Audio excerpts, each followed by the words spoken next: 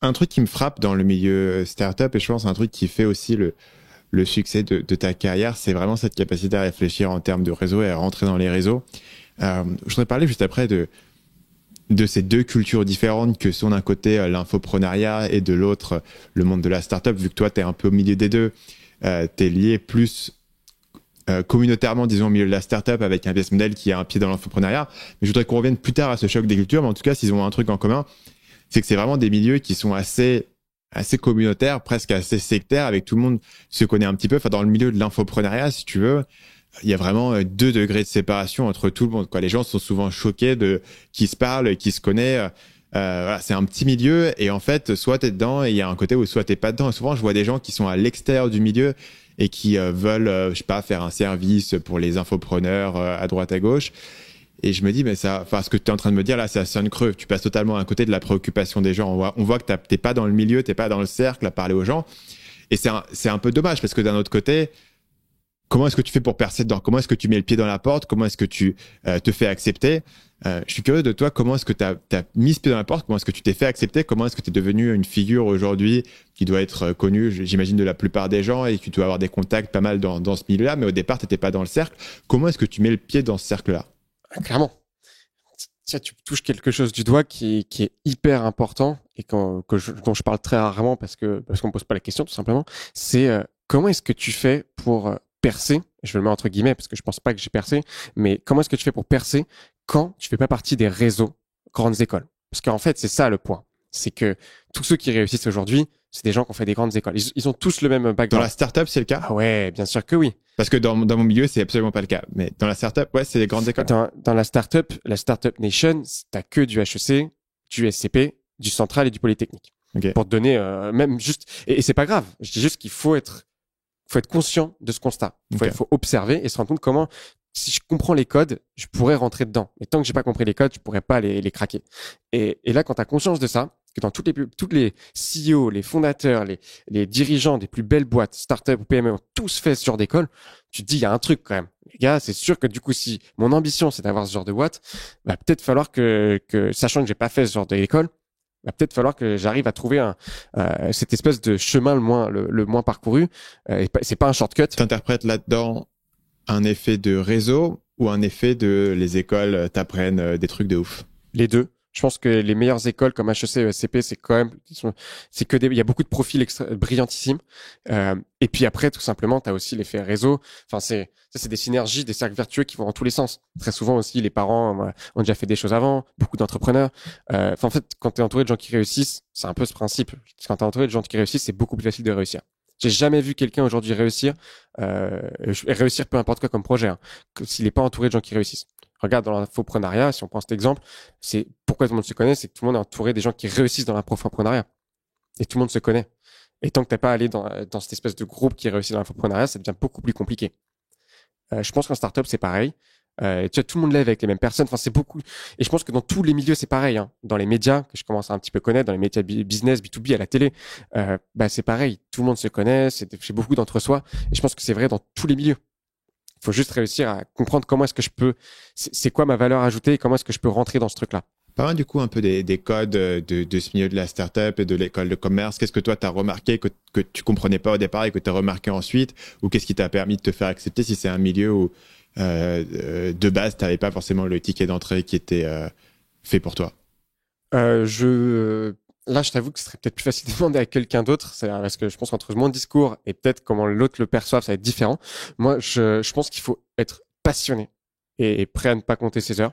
Il faut être passionné, il faut avoir une envie et avoir une volonté mais extraordinaire. Par exemple, pour être très concret, j'ai beaucoup fait de rendez-vous avec des entrepreneurs, énormément gratuitement, juste pour les aider. J'ai co-organisé. Donc, en fait, tu prends énormément d'initiatives. J'ai co-organisé des meet-up qui s'appelaient Mobile Growth à l'époque et gratuitement, juste parce que j'étais passionné, j'avais envie de faire du growth, j'avais envie de faire du marketing, j'avais envie de comprendre ce que c'était que ce truc-là. Et en fait, quand tu as tant de volonté et que tu fais tellement de choses, il y a un moment donné, on peut appeler ça de la chance, on peut appeler ça, mais à un moment ça tombe. Il y a des opportunités et après, c'est à nous de les saisir. Notamment, Mobile Growth, bizarrement, la personne avec qui je co-organisais, c'est le fondateur de Mangrove. Et à l'époque, il n'avait pas fondé Mangrove. Donc, je le connaissais, on s'est rencontrés là, à ce moment-là. Et je l'ai pas rencontré parce que je lui ai envoyé un email. Je l'ai rencontré parce que j'ai demandé à la boîte américaine qui voulait organiser ces événements à Paris, qui s'appelle Branch et qui existe toujours. J'ai vu que vous cherchez du monde pour faire les meet-up. Moi, je suis chaud. Et ils m'ont dit, ah, bah, c'est cool, mais il y a déjà une autre personne qui est aussi intéressée. Je vous mets en contact et gérez votre délire. Et cette autre personne, bah, c'était Adrien. Donc je pense qu'il y a vraiment un truc de faux.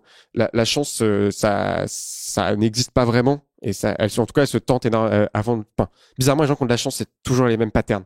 T'as fait beaucoup de choses avant, et à un moment donné, il y a un truc qui tombe. Mais il y a plein de trucs, plein de fois où c'est pas tombé. Genre, j'ai dû faire une centaine de rendez-vous avec des entrepreneurs qui n'ont servi à rien.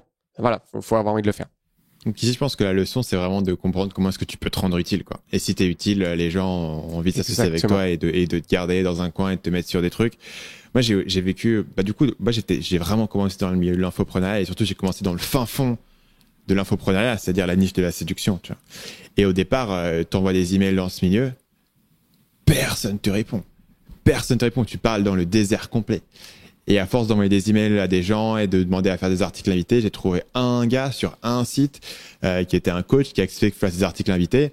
Et je suis devenu un peu son petit gars qui allait faire des articles toutes les semaines, qui fait des articles gratuitement pour avoir récupéré des abonnés sur mon site, tu vois, mettre un lien à la fin. Mais toutes les semaines, j'écrivais un article sur son site. J'écrivais plus d'articles sur son site que lui n'en écrivait. Mais il s'avère que ce gars-là, il connaissait tout le monde. Comme c'est un milieu, il connaît tout le monde. Et tout d'un coup, les gens, littéralement, qui ne répondaient pas à mes emails, ils me disaient, ah bah tiens, viens, on fait tel événement, on fait tel truc. Et je commençais à arriver. Alors après, là, qu'est-ce que j'avais? J'étais devenu obsédé par le copywriting. À une époque où tout le monde faisait des pages de vente, mais je pouvais t'en parler, si tu veux, avec un niveau de détail, un niveau de précision, et je pouvais te parler de tous les nouveaux trucs qui avaient été faits. T'as vu tel mec aux US, il a fait ça, c'était vachement cool, etc. Je pouvais analyser tous les trucs de marketing. Et donc, du coup, j'étais devenu un petit gars un peu jeune, un peu marrant, un peu utile, qui avait la niaque, qui parlait, qui avait de la avec motivation. Avec une volonté de ouf, gratuit, qui avait la niaque, exactement. Et tu pouvais lui parler, tu pouvais lui demander des conseils. Exactement. Aujourd'hui, quand tu verrais un petit gars de la même manière, qu'est-ce que tu as envie de faire? Mais tu as envie de bosser avec lui. Mais dans ton équipe, c'est presque ça, j'imagine. C'est ça. Les gens que j'ai recrutés, avec qui tu travailles. Mais c'est même pas que, tu vois, par exemple, on connaît tous les deux un gars qui s'appelle Alexis Minchla, qui a un podcast, etc. C'est un gars, je l'ai rencontré parce qu'il est venu à un de mes dîners que j'organisais pour mes abonnés. Il est venu et en gros, on a discuté un petit peu, etc. Et il m'envoie un email 2 semaines après en me disant, tiens, tu m'as recommandé un livre. J'ai lu le livre et c'est super, ça m'a appris plein de choses, etc. Et j'ai fait au gars, vas-y, on va faire un podcast ensemble, t'es chaud? On va faire un podcast ensemble, on va résumer ce livre. Prépare-moi un résumé du livre et on va le faire ensemble. Donc on l'a fait et en gros, il est passé sur mon podcast, tu vois, alors qu'il était juste étudiant. Mais il avait suivi les conseils, il les avait appliqués, il m'avait fait un follow-up et il avait trouvé un moyen de se rendre utile. Et maintenant, il a son business de freelance, il a fait sa carrière, il a son podcast, il est en train d'écrire un livre chez Erol, tu vois. Et c'est un gars où tu te dis, à l'époque, il partait de zéro, mais il avait quand même ce petit truc, cette petite niaque, cette petite manière de réfléchir et de trouver les trucs. Et pour moi, simplement le fait qu'une personne que tu rencontres soit capable de te faire un follow-up un certain nombre de semaines après pour te dire j'ai implémenté tes conseils, c'est vachement rare. C'est vachement rare. Et les quelques personnes qui arrivent et qui le font, généralement, ils sont allés assez loin. Et aujourd'hui, il y a quelques personnes que je suis. Moi, j'ai toujours un nombre de personnes que je traque parce que je suis curieux et j'ai un peu un espèce de pari que j'ai. Ce gars-là, pour moi, ce qu'il fait, c'est pas ouf, mais je sais qu'il va trouver un truc parce qu'il a le bon mindset, tu vois. Donc, il y a des personnes comme ça que je suis et que je regarde ce qu'ils font en me disant, je suis sûr, un jour, j'aurais prédit qu'ils avaient fait un truc intéressant ou alors, un jour, je vais les recruter. Il y a aussi un gars, la dernière personne que j'ai recruté dans mon équipe, c'était un mec où j'avais fait ça. Il faisait une chaîne YouTube qui était bien foutu, mais qui marchait pas de masse. Mais par contre, il faisait vraiment une vidéo tous les jours, tu vois, grosse régularité, etc. Je me dis, tiens, ce gars-là, un jour, si j'ai une opportunité, je lui propose directement, tu vois. Et j'ai recruté ce gars et il fait un job fantastique dans l'équipe. Et il y a vraiment, je pense, même dans ces milieux assez hermétiques, il faut que tu comprennes comment percer dedans et il faut effectivement que tu comprennes que tout le monde ne sera pas une opportunité pour toi et qu'il y aura peut-être une personne qui peut être ton point d'entrée. Pour moi, il y avait une personne, un individu, qui s'appelle Consti, qui était mon point d'entrée dans ce milieu et qui m'a ouvert la porte et qui ensuite, tous les pontes un petit peu du milieu se sont mis à me parler parce que lui m'avait ouvert la porte, tu vois. Et donc, du coup, il a fallu que je contacte tout le monde pour trouver une personne. Mais il faut que tu comprennes quel est le type de qualité chez toi que tu peux démontrer qui va catcher l'attention de cette personne. Et ce que tu donnes sur la passion, la volonté de se rendre utile, la volonté d'organiser, je pense que c'est un truc qui est vachement sous-estimé, la volonté d'organiser. Il y a un peu, moi je me sens d'avoir des groupes d'amis où en fait il y avait une personne qui organisait tout, quoi. Et le groupe d'amis ne fonctionnait que sur le dos d'une personne qui organisait tout. Et sans cette personne, ça n'existait pas. Comme tu as pu peut-être le voir avec Mangrove, la volonté du gars qui rassemblait toutes ces personnes, il apporte beaucoup de valeur. Et tu peux aussi être cette personne, par exemple, qui rassemble, qui a un peu la plaque tournante, qui va organiser l'événement. Et même si tu es un peu le plus petit poisson de l'événement ou le plus petit poisson du groupe, tu crées de la valeur en connectant les gens. Enfin, il y a plein de manières différentes dont tu peux apporter de la valeur selon tes forces et tes faiblesses qui peuvent, en gros, te dire comment est-ce que je mets le pied dans la porte dans un événement, dans une personne, dans un contenu et qui peut me permettre ensuite de me faufiler petit à petit. Une fois que tu es dedans, tu es dedans, quoi. Une fois que tu es dedans, c'est relativement facile d'avoir accès à différentes personnes. C'est aussi pour ça que ces milieux ils sont fermés parce que à l'intérieur, tout le monde se parle et tout le monde est assez accessible les uns aux autres. Ce qui fait que si tu es ouvert à tout le monde, tout d'un coup, tu es sursollicité. Donc, il y a une vraie différence entre est-ce que tu connais des gens dans le milieu, est-ce que tu es déjà connecté avec des gens dans le milieu et si oui, je te parle et sinon, désolé, j'ai pas le temps. Exactement.